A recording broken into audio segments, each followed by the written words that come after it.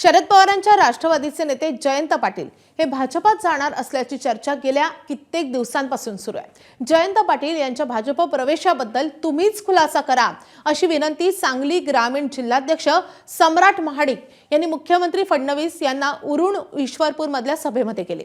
या मागणीला उत्तर देताना मुख्यमंत्री देवेंद्र फडणवीस यांनी जयंत पाटील यांचं नाव न घेता त्यांच्या भाजप प्रवेशाच्या तथाकथित चर्चेला पूर्णविराम दिलाय। माझ्या मंत्रिमंडळामध्ये आता कोणतीही वॅकन्सी नाही, त्यामुळे आता कुणीही मंत्रिमंडळात येणार नाही असं फडणवीसांनी स्पष्ट करून टाकलंय।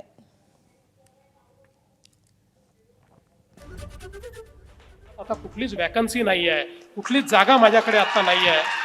पूर्ण मंत्रिमंडळ आता माझं भरलेलं आहे, त्यामुळे आता मी काही तुम्ही नव्याने मागण्या करू नका। तुमच्यापैकी आता हे जेवढे आमदार बसलेले आहेत, आता तुम्ही सगळे वाट पाहत, तुमच्यापैकी कोणालाही मंत्री मी बनवणार नाही, बाहेरचा तर विषयच नाही। तर विरोधक जेवढ्या मला जास्त शिव्या देतील तेवढी मला जास्त मतं पडतात असं राष्ट्रवादीचे नेते जयंत पाटील यांनी म्हटलंय। मंत्री मुख्यमंत्री तुमच्या विकासासाठी नाही तर माझा पराभव करण्यासाठी येत आहेत असा टोला देखील त्यांनी लगावलाय। सांगलीच्या यल्लामा चौकामध्ये रविवारी रात्री आयोजित सांगता सभेमध्ये जयंत पाटील बोलत होते। भाजपानं उरुण ईश्वरपूरमध्ये चक्क गुन्हेगारांना उमेदवारी देण्यात आलेल्या आहेत असा आरोपही त्यांनी केलाय।